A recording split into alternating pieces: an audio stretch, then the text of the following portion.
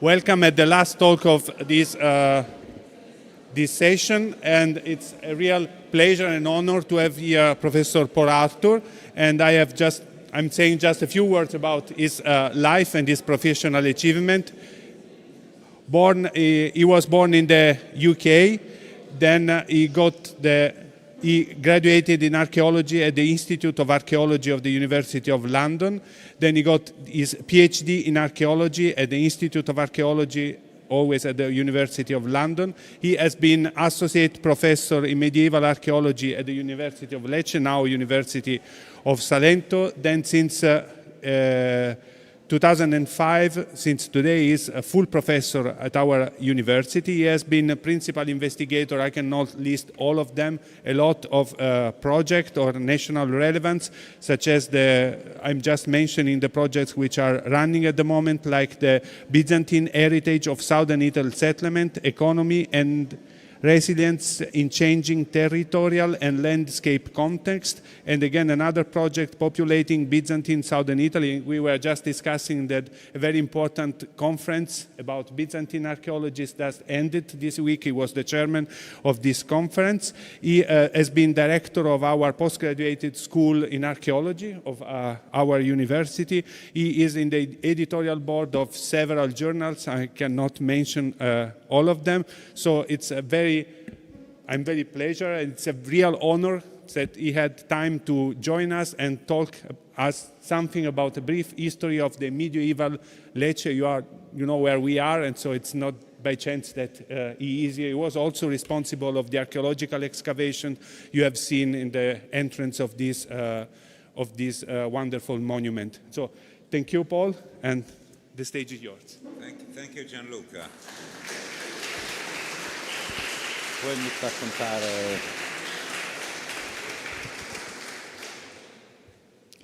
Well, good evening, good afternoon to everybody. I hope you understand my bastard English after living in Italy for 40 years. Occasionally I start to forget words in English and think, how the hell did I used to say that many years ago? But I'm speaking in English, so if there's anything you don't understand, please stick your hand up and say, could you please repeat yourself? I think my diction is quite clear, so you should understand everything. Thank you.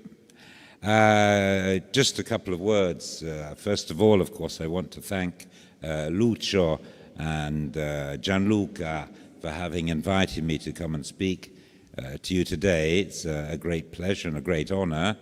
It's been 5 days of constant lectures because, of course, yesterday I finished my international conference on something totally different.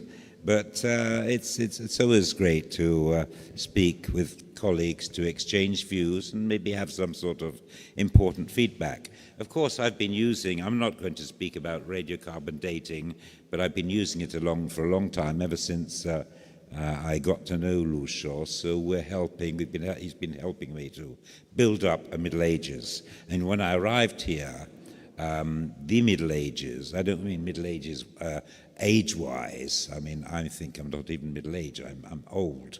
But the ancient Middle Ages, the medieval times, when I arrived here, there was hardly any idea what had happened, because there's some textual sources, but the countryside, the sites, the finds, they were all sort of floating around in limbo. So we needed to use radiocarbon dating and other forms of scientific analysis to try and pin things down. But I'm not going to speak about that this evening. What I'm going to do is give you a lecture, which I hope won't last too long, otherwise you'll all fall asleep, on the walls of Lecce, because in the from about the year 2000 to 2018, I spent a lot of my time actually digging in Lecce. It was a period of money coming in for restoration work, And so I restored a couple of the major monuments as an archaeologist. I mean, I'm not the person who actually does the physical restoration, but I'm the scientific advisor, suggest what people do, try and read things as restoration is going ahead, and try and get some sort of meaning out of what we're seeing. So I'll try to express what's in a wall with you today. Of course, we're in these marvelous walls here at the moment, and this is part of the project that I worked on. And when you all go out, don't fall in the big hole in the courtyard. That's my fault. I wanted a big hole in the courtyard, and it's still there, thank goodness. In fact, I want it even bigger, because that's where a lot of our story is coming from. But let's start from the beginning, if I can get this thing to work. So here we are, Lecce. Lecce, Lupiai. Lupiai was one of the many, well, I think there must have been over 370 Roman towns in Peninsula Italy. And Lupiai was just one of many of them, not certainly one of the most important, but nonetheless a very interesting town. We can't do much archaeology within the town because it's all built up at the moment, but every now and again something can be done, and some of you may have seen some of our ancient Roman monuments, such as the amphitheatre, which is right bang in the middle of Piazza Sant'Oronzo, the theatre, the Roman theatre, and then bits and pieces. And in this slide you can have a sort of bird's eye view. Well, I think the bird's about to land, but you can see a view of the theatre and the amphitheatre and the city walls around. You have a plan of Lecce, not very large, 50 hectares. Just to give you an idea of the size, I think Pompeii was around 80 hectares, Ostia about 190 hectares, and my own little city of London, that used to be called Londinium, 330 hectares. So Lecce is a small provincial town, but it's important. It's important especially because it lies in the heel of Italy. So it's a conduit, together with places like Brindisi and Taranto, to the east, or people from the east coming into Italy and into the rest of Europe. So that's I think its main claim to fame. It has some famous people, as Quintus Ennius, a poet who was born here and wrote here. And you can see the sort of statues that come up, I mean, the sort of thing that grace all Roman towns, otherwise they're not very Roman. So we start off with a 50-hectare town, which isn't bad. Hard to calculate exactly how many people, but certainly a few thousand people. And then we move on to the end of what we call the Roman Empire. I mean, a lot of you will have heard about the fall of the Roman Empire. You may have read Edward Gibbon's books on the fall of the Roman Empire. Anyway, in 476 AD, after Christ, the Roman Empire in the West collapsed. It collapsed because it was invaded, or let's say it collapsed because some generals, in particular this person called Odoacer, who worked with the Romans, decided that he would take power. He was from outside of the empire, and he deposed Romulus Augustus, who was only a young boy at the time. They said, I am now the person in charge of the Roman Empire in the West. It was no longer the Roman Empire, of course, by that time. And poor Romulus Augustus was stuck in the castle, this lovely castle here. It's a very atmospheric photograph. Is Castel dell'Ovo. Some of you may know Castel dell'Ovo if you go to Naples, because it's at Santa Lucia, jutting out into the sea. You know, there's a very good fish restaurant there, by the way. So if you want fish, go and eat at the restaurant at Castel dell'Ovo, Castrum Lucullanum. So basically, the empire in the West ended, and it became gradually a Gothic kingdom. No more Romans, Goths. The idea of the Roman Empire continued in the East, in a place called New Rome or Constantinople. I'll show you a slide in a second. So the fulcrum, the center, let's say, of attention of what used to be this incredible Roman Empire moved east to Turkey, to Asia Minor, to become the Byzantine Empire. Interestingly enough, the Byzantines never called themselves Byzantines. If you went up to a person in Byzantium and said, "Oh, you're a Byzantine chap, aren't you?" He'd look at you and said, "What are you saying? I'm Roman." They considered themselves Roman as well. So in a sense, the Byzantine Empire is a continuity of the Roman Empire with a shift in geographical capital. So the Goths, Ostrogoths, took hold of Italy and the opposite Adriatic coast and other places. And in the 530s, so we're talking about the early 6th century, a certain Justinian the Great from the Ravenna Mosaics, thought, well, now is the occasion for me, he was a very ambitious man, now is the occasion to reconquer the Western Empire. He was in Constantinople. He said, I'm going to take back what we've lost. And so he started a war. The war was called the Justinianic War. It was a 20-year war. It's a hell of a long time to fight, 20 years.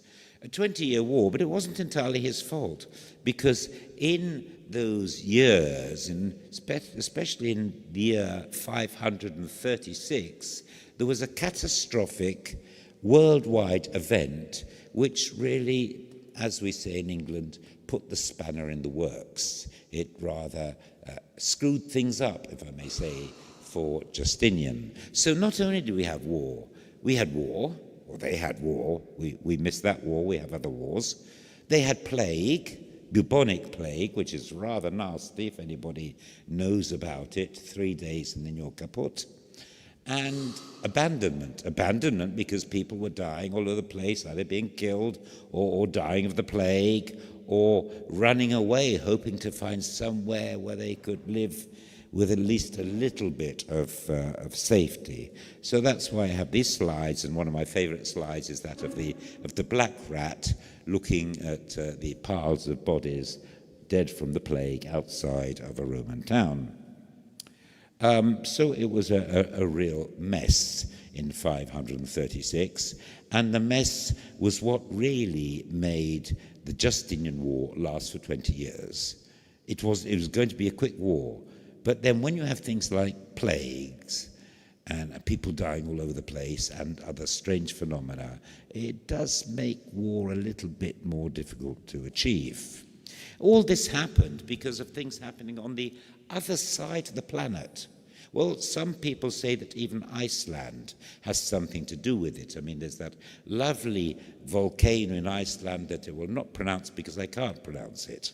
If anybody's from Iceland here, they can pronounce it properly for me.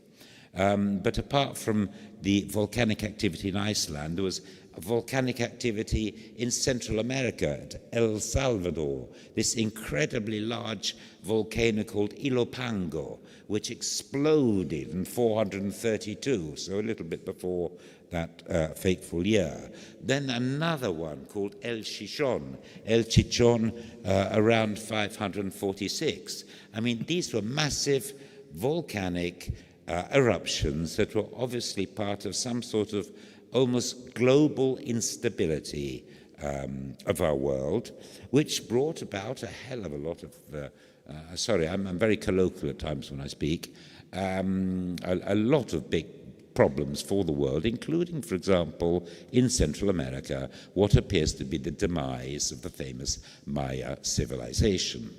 Well, we were a bit happier here because there was no direct volcanism in this area. But you see, when you have that sort of volcanism, as many of you probably know, you have problems of ash in the air, of the sun being blanketed over, the drop or lack of photosynthesis, so the difficulty of plants growing, and with less plants growing, the difficulty of animals eating, and of course, weather conditions, colder climates that make animals living in cold places say, oh, this is cold, I must go south where it's warmer.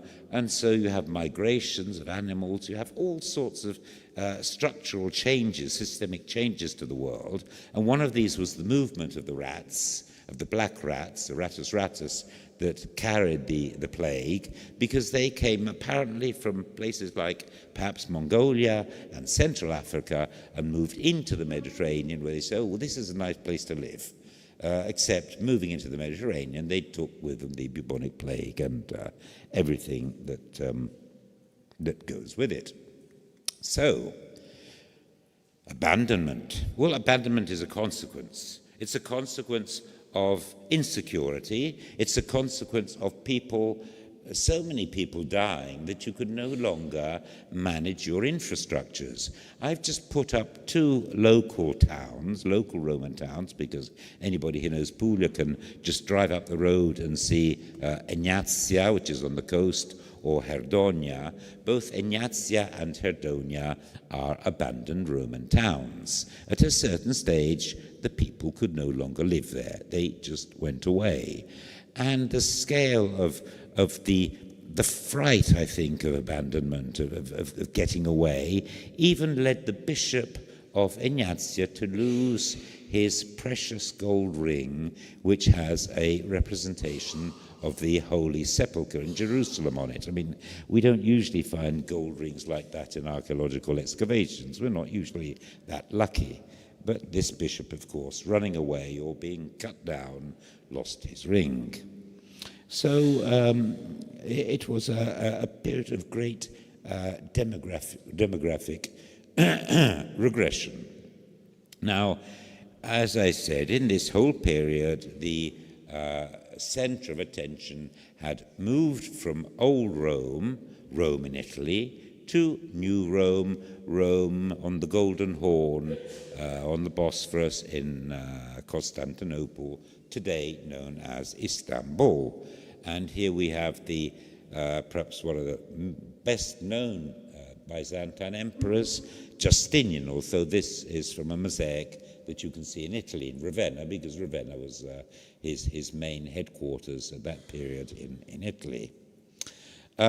So now Italy was reconquered from the Ostrogoths in a very, very sorry state, but Justinian tried to make the best to try and restore the country and the tax base, the monuments, population, and what have you.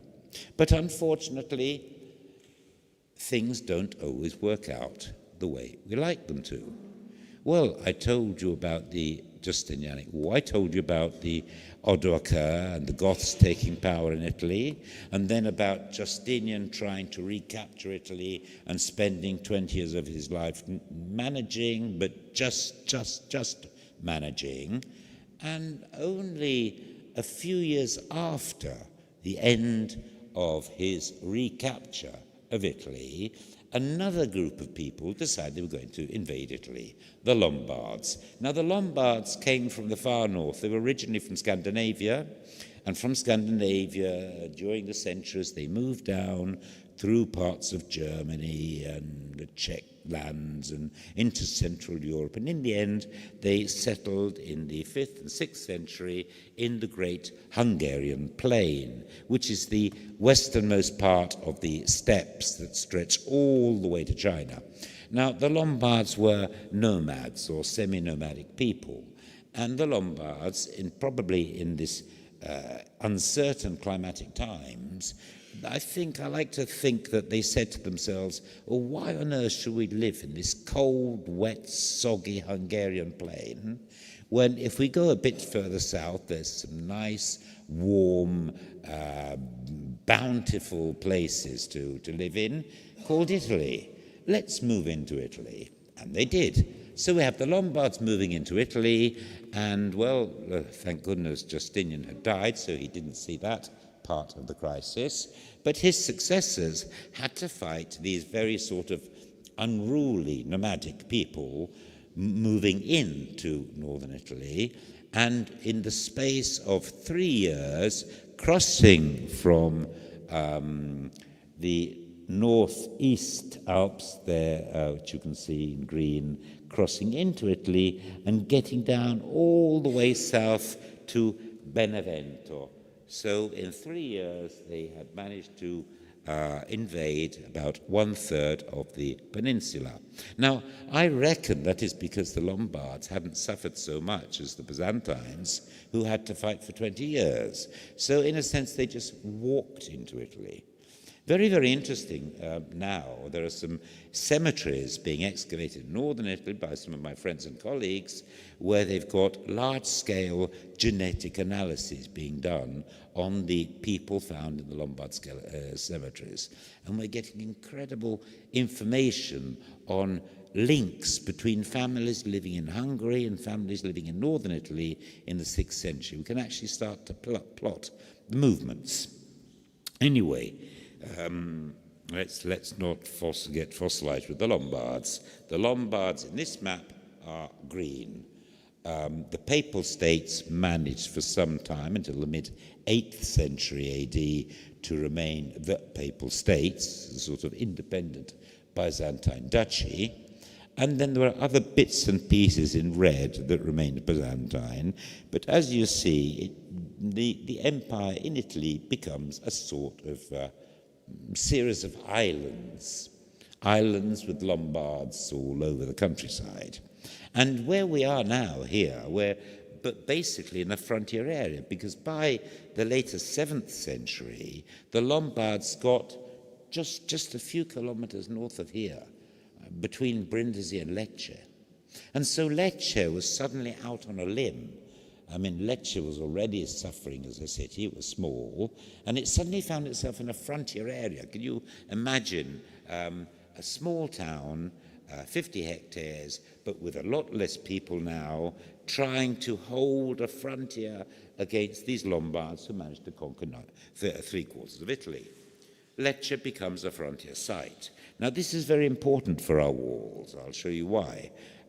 This is it's not the amphitheatre in Lecce, it's just a lovely reconstruction of an amphitheatre being burnt, being destroyed. It makes me think of the early medieval chaos that was going on. But what they did, the Byzantine government, was to create a series of refuge sites. Refuge sites means we can't hold on to something as big as 50 hectares or even 20 hectares. So we'll build smaller fortifications, or we'll go and live on an island where it's hard for people to get to us, or we'll go and live right on the top of a mountain, a hill, so you can sort of look down at them and say the things that sort of Monty Python says to the conquerors, you know, from high above, take fun of them, make fun of them. Refuge sites. Now, Lecce has its own refuge site, I'm certain. The town was too big to be held by the forces, but the amphitheatre was not, because the amphitheatre was small. You've seen, I hope, and if you haven't, you will see the amphitheatre. It's a good-sized amphitheatre, but it's very small compared to the whole extent of the ancient Roman town. And the amphitheatre of Lecce would be just one of the many amphitheatres throughout the ancient world that were converted into refuge sites. And here are a couple of examples. Many of you, I think, will know Lucca. Lucca was an amphitheatre. Now it's called the Market Square, but you can see how it was an amphitheatre and how the spaces have been occupied by houses, by shops, by storerooms, so it now becomes a quaint oval market square. If anybody here is from France, they will know about places like Arles, well, not only Arles, Tours as well, and various other towns where even there the amphitheatres have been converted into refuge sites. That is, the big town became a small settlement on the amphitheatre. Now, I'm sure this happened here in Lecce as well. We don't have any historical documentation. It's just a matter of putting 2 and 2 together and coming out with 4. That's a lot of what archaeology is about. You know that archaeology is not an exact science, but works a lot with statistical probability. So we have here 2 aerial photographs of amphitheatres. On the left you have the one in Lecce, on the right you have the one in Catania, Sicily, and both of them have churches along the main axis. San Biagio, St. Blaise in Catania, and St. Mary of the Grace in Lecce.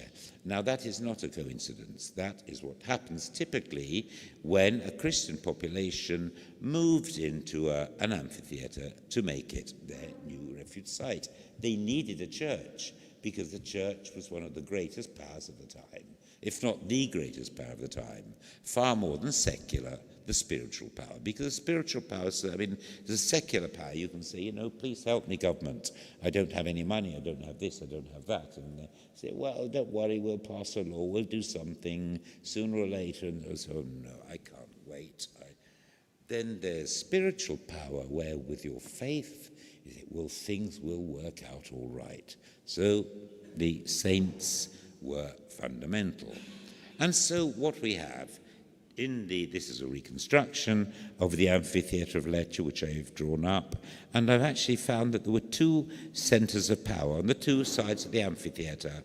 Under the Church of Santa Maria della Grazia was the spiritual power, and under the buildings on the other side of the amphitheatre, now covered, or partly covered, there was the secular power, a place called l'Isola del Governatore.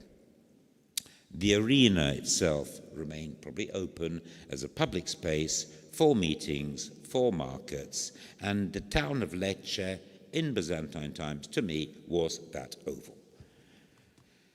So, I had to put this down because you know my surname is Arthur, and I like to play around with my surname Arthur. I like to think that my great-great-great-great-great-great-grandfather to the power of I don't know what was King Arthur, but he didn't leave me anything at all. But it doesn't matter, I've got the name. This is the round table of King Arthur in Britain. He was a warlord of early medieval times. And below we have a Roman amphitheatre in Britain, a place called Cirencester, lovely place, very nice, charming place to visit, which was an amphitheatre.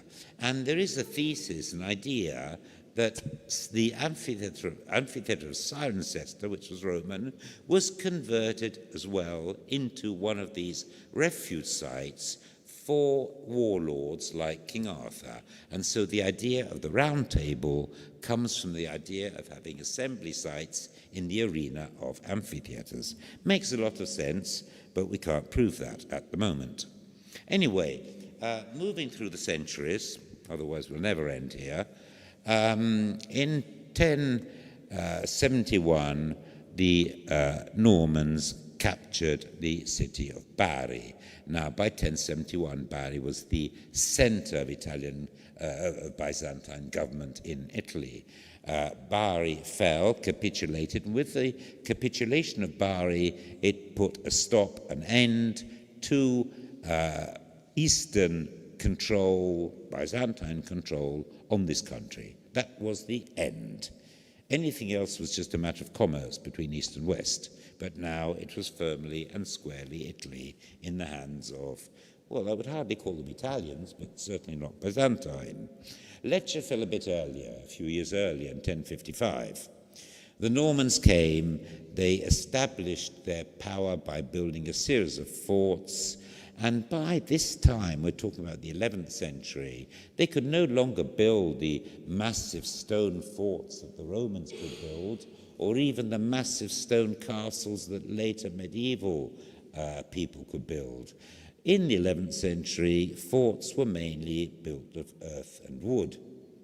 So here we have below an original document, which is part of the Bayeux tapestry. If anybody goes to Bayeux, actually goes to Caen in Normandy, northern France, they can see this incredible tapestry, 50 meters long, which is 11th century, and which tells the story, almost as though it were a cartoon, tells the story of the capture of Anglo-Saxon Britain by the Norman William the Conqueror, 1066. So really the capture of Britain was contemporary to the capture of southern Italy by the Normans. So I like to use the Bayeux Tapestry as an example of what these people were like. And you can see in this illustration, which is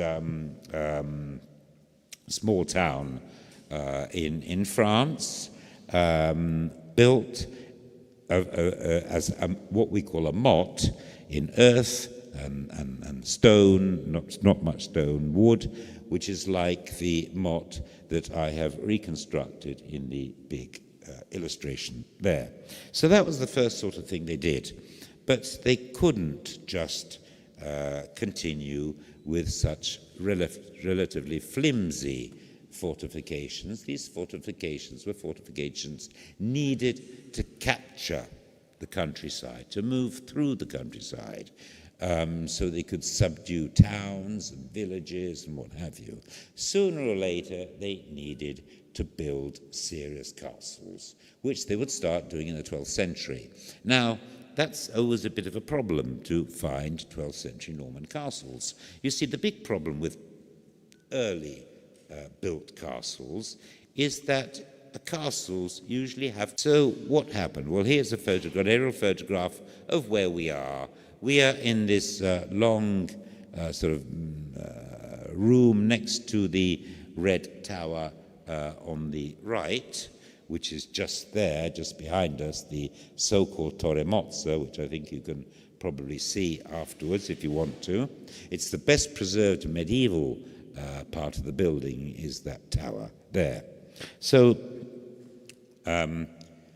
here we are. These are all the excavations I did in the space of about 20 years, trying to dig as many holes as possible until I think either the town council or the superintendent says you can't keep on digging holes in the castle. So, well, I haven't dug it all up, but I've got enough information to be able to say what happened. So you see, now it's not a coincidence that the castle of Lecce, where we are, lies less than 100 meters away from the amphitheater. Now, if the amphitheater was the Byzantine fortification because the rest of Lecce was just too big to be defended, well, it makes a lot of sense that when the Normans took finally the amphitheater, they said, well, we're now going to build another fortification next to the amphitheater, probably destroying much of the amphitheater. It took them about 100 years to do that, but they did that, and that is why amphitheater and castle in green are next to each other. You take 5 minutes just to cross the road, and you can see the amphitheater if you haven't seen it. So from the 12th century, this, where we are now, becomes the Norman castle. Now, that was debated for quite some time. Until archaeology came along, it was debated who built the castle, because there is an historical document that talks about the Castrum Lici, which would be the fortification of Lecce, which dates to 1241 to 1246, which would not be of Norman times, but 100 years later. But we don't have any other surviving documents for that period. So it's not a demonstration that it was built then, it's just a demonstration that it existed by 1241, 1246. But it could have been built a lot earlier. So we started digging the hole in the courtyard down here, and in the courtyard, as you will see, there are lots of walls, which to people who are not archaeologists will probably create a lot of confusion. Why is there a wall here, and another wall there, and a wall there, and a wall there? What's it all mean?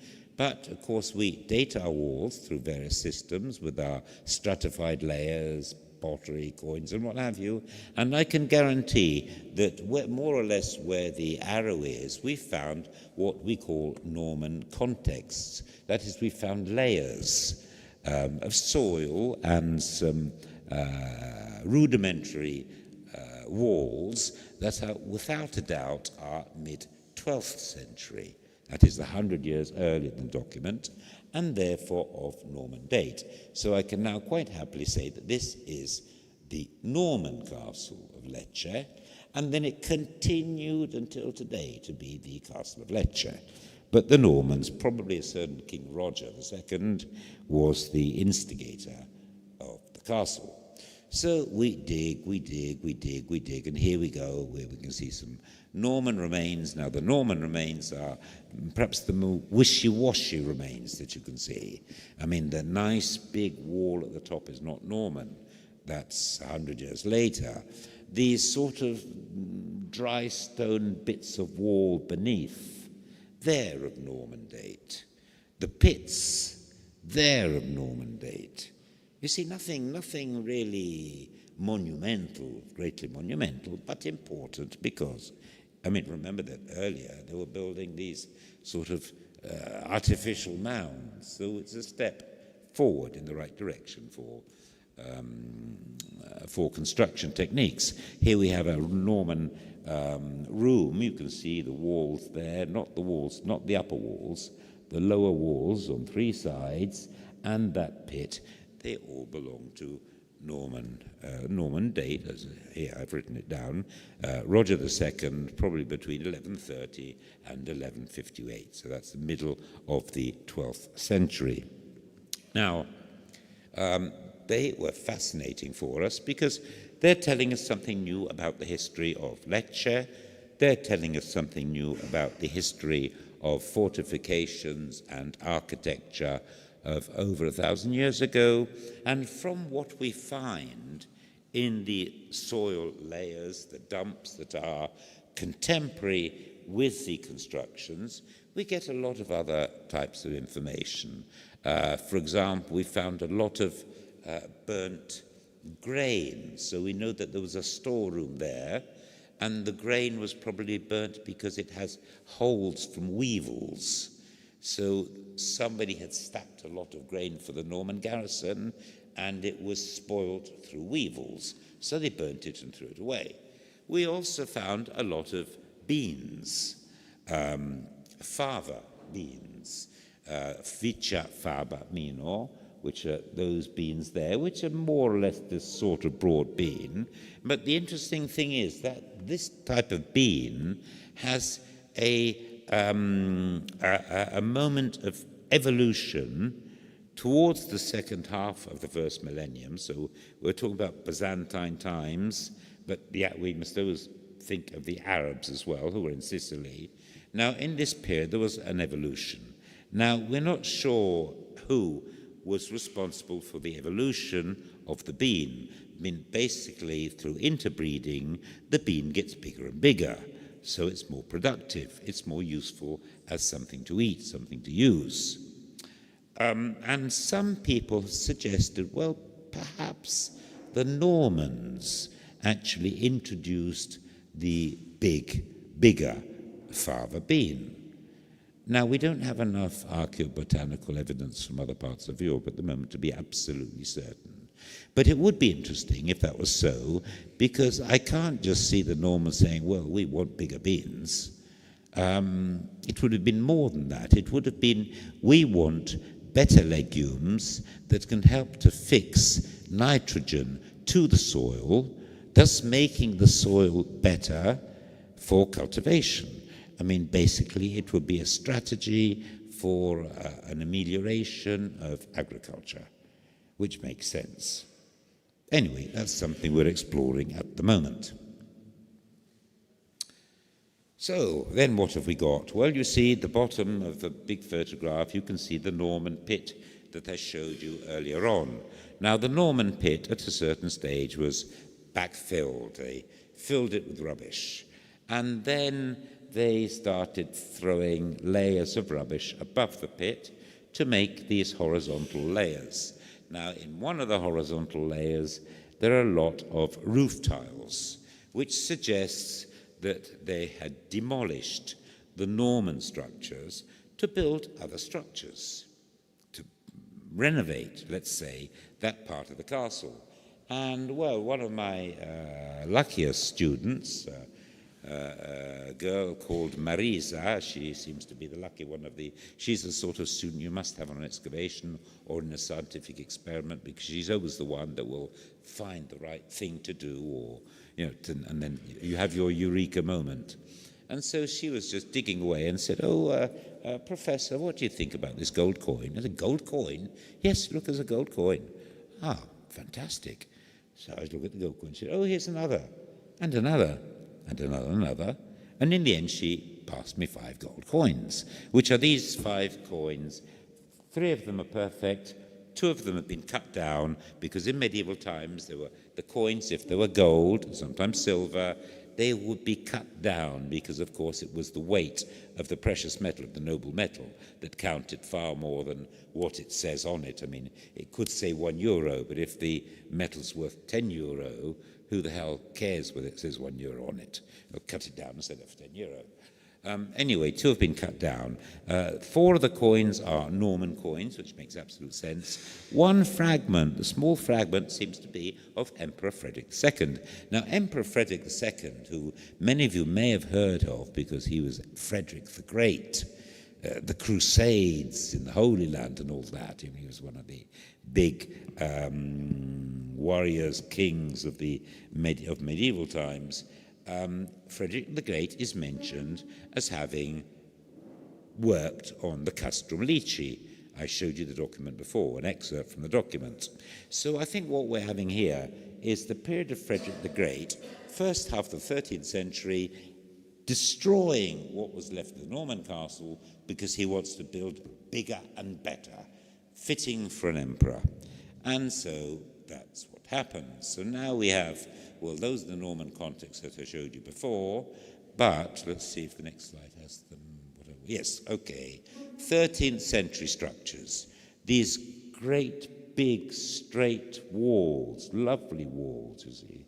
I know it's a hodgepodge of walls there. I can understand it. Not everybody, perhaps, can understand it without being told what's happening. I mentioned the document again, the Reparatio Castrorum, which means renewing the fortifications, which dates to 1241-6 in the reign of Emperor Frederick II, which we've identified through that coin, saying that he will build the new castle, the new fortifications, but they will be the responsibility of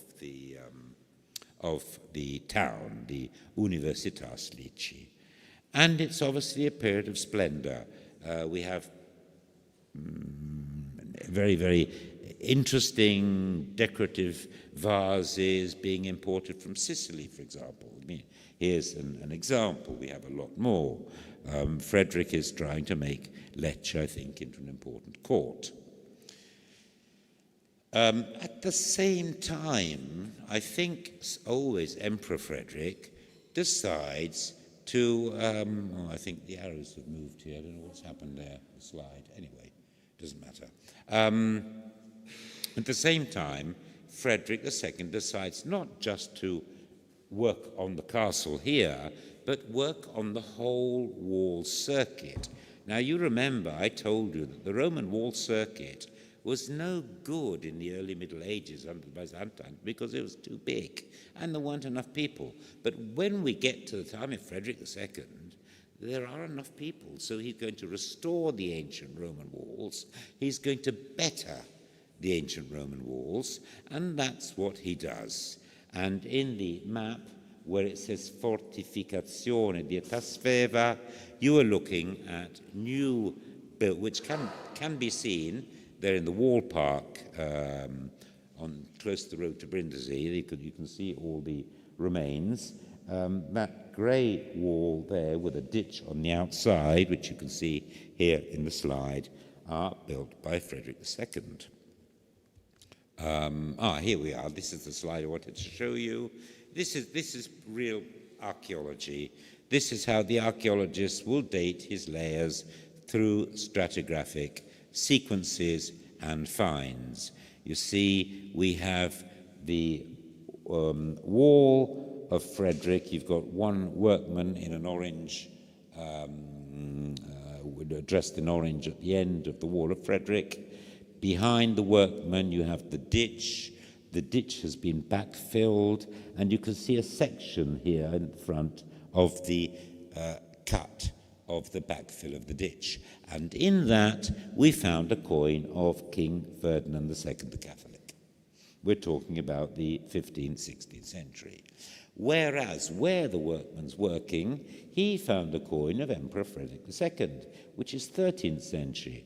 Well, that makes a lot of sense, because the coin above, which is earlier, is dating the area of the walls built by Frederick, whereas the coin below is dating the destruction of the fortifications built by Frederick a couple of centuries later. And that's why I've got a later coin in the fill. But I don't want to teach you too much archaeology, otherwise you'll become archaeologists and I'll lose my job. What else? Torre Mozza. So we move back to the castle now. We move back to the 14th century, and we're back in the room just behind us. And the Torre Mozza was originally built like this, with 3 floors, very nice decoration. You can still see some of the decoration if you go in to the Torre Mozza. And that's worth having a look at, because that is typical medieval 13th, 14th century decoration of very high quality, probably made by people brought in from France. This building, the Torre Mozza, it's called Mozza because it's short, because there is the other tower on the other side of the courtyard, which is taller.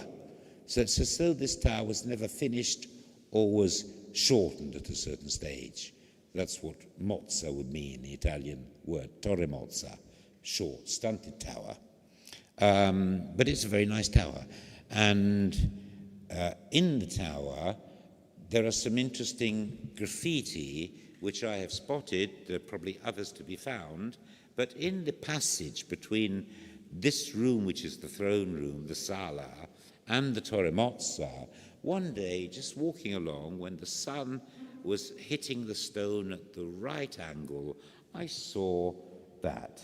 I don't know if you can make out those scratches on the limestone. Now, those scratches on the limestones show 2 helmets. One helmet, the one on the left, is in very good condition. It's a very nice helmet.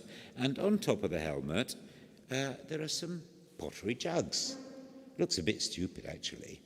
I mean, you imagine a soldier at a knight going around with his helmet on his horse and having 2 pots on top of his helmet. But that sort of thing happened because families would find symbols that would signify their family. There's a famous Italian family called the Pignatelli. Pignata means little jug. And so the Pignatelli knights have shields and symbols with 3 little jugs on them. You see other with rampant lions or griffins or swords and axes. So 3 little jugs. This guy had 2 pots on his head. But the interesting thing is that these 2 pots are German pots. These 2 pots are what we call Ratskanner. A German will tell me how to pronounce them, that come from Siegburg. So what we're probably having is a German knight who's come all the way to Lecce, clippity-clop with his horse, because no trains and planes then, to visit somebody here in the castle. So we're in an international milieu. I mean, this castle was important on a European scale. What else do we have? Well, then the same Torre Mozza, but right down below ground level. You have the first level, it's halfway cut into the rock, and there are hundreds of graffiti. Nothing as exciting as the guy with the pots on his helmet, the potty guy. But these graffiti are fun because they represent various families. They represent Hebrew community. Some of them are pornographic. Some of them are just counts. Some of them are pictures of boats and ships, but what we have are prisoners, because the lower part of the Torah Mozza was used for prisoners. Probably 15th, certainly 16th, 17th century, to stick them in there. And there were some very important prisoners in there, including the architect of the castle under Charles V. He got into bad waters at a certain stage, and so they just stuck him in the Torah Mozza, and that was that. So there are lots of things to see. And lots and lots and lots and lots of finds. Lamps galore, precious maiolica from Tuscany, lusterware with gold lusterware plates from Derut in Umbria. We're talking now about 16th century, 15th, 16th century, more or less. A Nuremberg trade token, also from Germany, the only one found in southern Italy, got all the way down here from Nuremberg. But getting back to the excavations, because I haven't quite finished, but don't worry, I'll let you off very, very quickly. In the center of the excavations in the courtyard, I found, next to one of the walls of King Frederick, of Emperor Frederick, I found a drainage ditch. Here, which stops with a well, and the well takes you down to the natural water level. And at the other end, here, there's a big cistern and this semicircular stone. The semicircular stone, which you can see there, is part of a millstone for grain, I think, to crush the grain and make the flour. What we have is a water mill, which is interesting because we know from a document that the castle had a medieval water mill, and we have found the medieval water mill. I still have to reconstruct it, but it looked roughly like this. This is an Norman undershot water mill, which is attested in documents in the UK, and we have the same sort of thing. And in the end, you have this great big vat where the water would come out after the paddles of the mill would convey the water, and somebody in there has gone and scratched things all over the place, which we have to still try and decipher. This is just the part of the walls of the castle which are still medieval and well preserved, but you can't see them. We can move ahead. And then we have the underparts of the castle, or the exterior, the galleries and roads around the castle. Now, this is the South Gallery. The South Gallery is the gallery just past that wall. If you go past the rooms, the rooms are there, this is the rooms, and then the wall, and then you'll see the outer fortification. Between the outer fortification and this building, there's a road. Beneath that road, there's an underground gallery. The gallery runs around 3 parts of the castle, and the gallery served to keep horses, equipment, food, arms, whatever was needed. So we had to dig all of that as well. And in this part of the gallery, we were able to see the remains of the town ditch, which was cut when the castle gallery was built. I don't know if you can make it out, but you see we have here, this is natural stone, here's a cut, this is filled in stone, filled in, and natural stone again. So we have the ditch of the wall, which has been intersected by the cut of the castle. Then we have beneath us the main castle cistern with a lot of finds. You can see the water level where it usually stopped, halfway up the pillars. Lots and lots of finds of pottery and what have you, and these are particularly interesting because they belong to main families, people who live here, know that the Del Balzo, the Orsini, the Dengen were all important noble families. I mean, they were the top of the top, many of them of French origin, and they commanded the politics, local politics in this area. Maria Dengen, woman, she was actually, at a certain stage, she became Countess of Lecce, and then she became, with her second husband, Queen of Sicily and Naples, the two Sicilies, so she basically could run the whole of southern Italy. So this is our reconstruction of what the castle looked like before Emperor Charles V did his work in the 16th century. This is probably 15th, 14th century. Rather different, but parts of this building are incorporated in the actual building, including the Torre Mozza, which is the tower here to the right, which is the tower there. What else?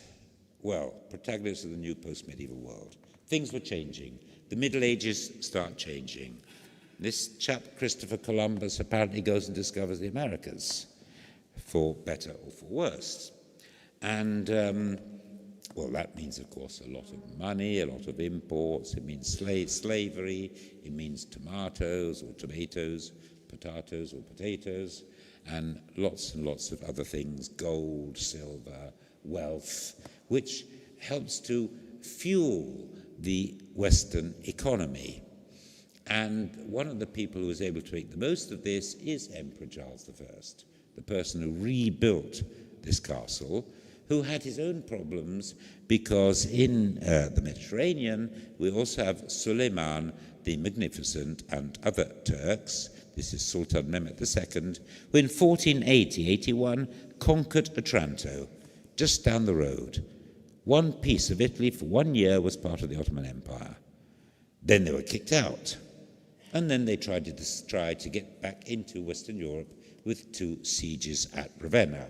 But obviously the Turks were a problem. And the fact that Turks were a problem, you see, the Ottoman Empire is expanding exponentially because of the problem. So a lot of money was spent on fortification, and a lot of money was available because of the New World. And so building left, right, and centre. This is from an excellent book by a certain scholar called Ian Morris called The Measure of Civilization, published in 2013, where he tries to estimate the amount of military spending between East and West across the globe to see what were the most critical periods of money availability and investment in the army, in military spending. And you will see West up and down, up and down, up and down until we get to 1,500, and it shoots up. The amount of work, of building, of construction, labor that was accomplished under Emperor Charles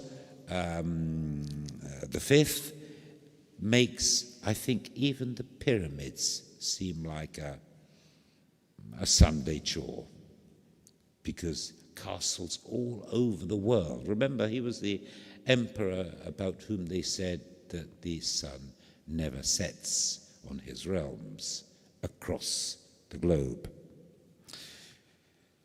So he built the new walls of Lecce, and he built the triumphal arch of Porta Napoli that you may have seen, and he rebuilt the walls of the city. And here we are, some slides of the walls of the city. And I like to show people this slide because here we have an image found carved on the walls of the city that you can see if you go and see the walls, that are very, very important, because the one above, F.D. Loffredo, refers to Ferrante Loffredo, who's governor of the province of Puglia, and who was responsible for actually overseeing the building of the walls. Whereas on the side of the walls, we have this rather rough-looking scratching, which, to me, to my mind, reminds me of the famous painting by Titian in the Prado that represents Charles V. Perhaps Charles V is represented on the walls of Lecce. I think I'm now close to the end. I think I want to... Yes, I won't bother with these things because we have bits and pieces of things that are found, such a medieval 14th century bell casting pit, which is important for technology, the East Corridor, which is important for building, our study of building, an anti-mine gallery, which were these galleries built around the castles. If anybody tried to dig a quarry, a tunnel to get into the castle underground, they'd find themselves trapped within these galleries where they could be killed off. And it was quite a sophisticated piece of work.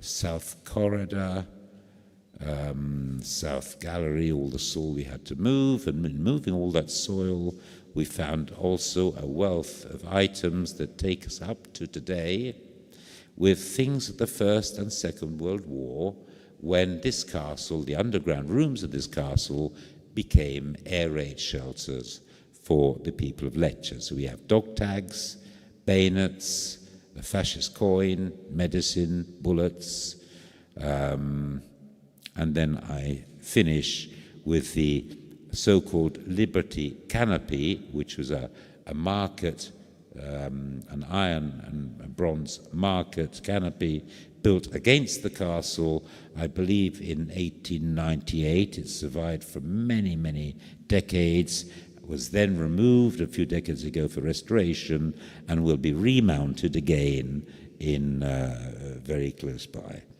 So thank you very much for your attention, and I hope you have a good conference.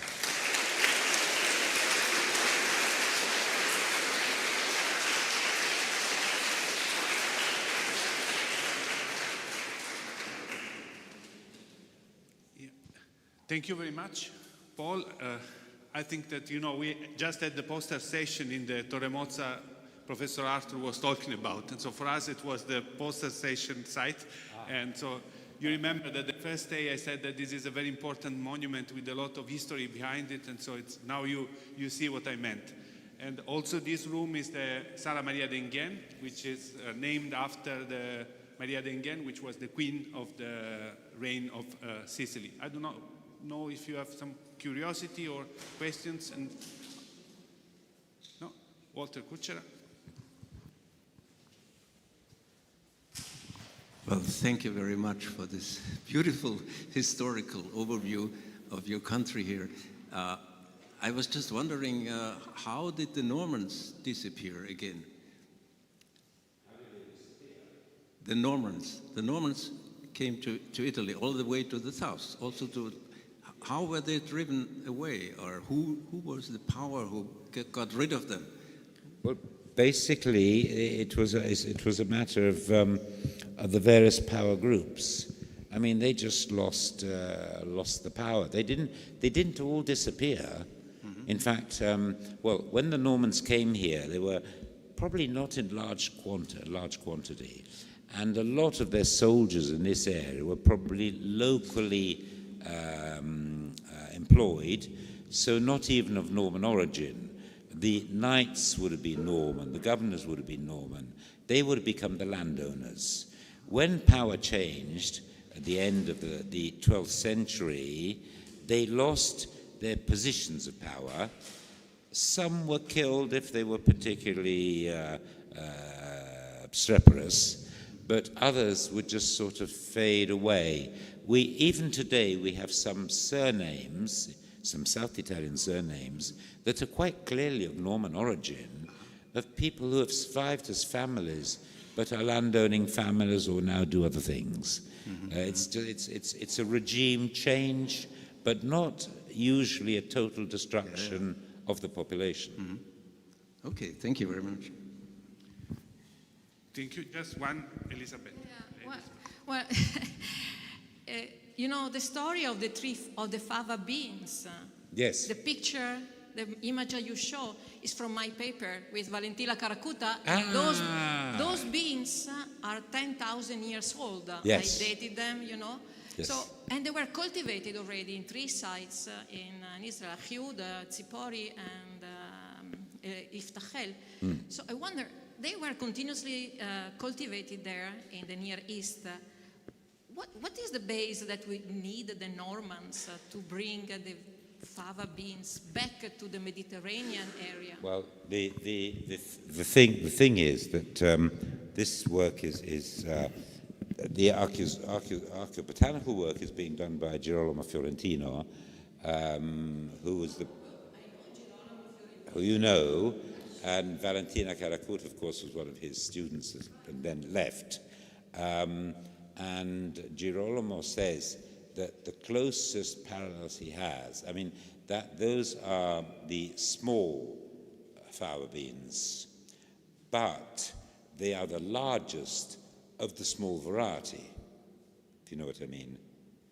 And the examples of the largest of the smaller variety he knows from the castle here in Lecce, from a site in Sicily, which was discovered not very long ago in a big sick transit project, and from Normandy. And the annoying thing is that, of course, what we've got is an amelioration of the fava bean, but it's hard at the moment to understand where the amelioration comes from, if it's purposeful breeding to prepare better crops. But of course, I said it's not just a matter of having bigger beans, but it's a matter of having something that can help fix the azote, or the nitrogen, to the soil to what's the word now? Improve what is not a particularly fertile soil, such as that of the southern Mediterranean. So it may have been a specific, rather than being coincidental it may have been a specific ploy to try and ameliorate agriculture, because the Normans did bring in other things like crop rotation, 3-year crop rotation, and various ameliorative actions. But I'm glad that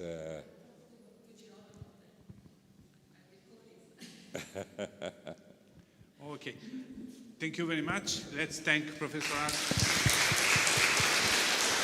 Okay, now for just 2 announcements for those of you who booked the walking tour. The meeting point is just at the entrance gate of the castle in about 10 minutes. And tomorrow morning, if you can be here a little bit earlier, let's say 7:45, we will leave not before 8:30.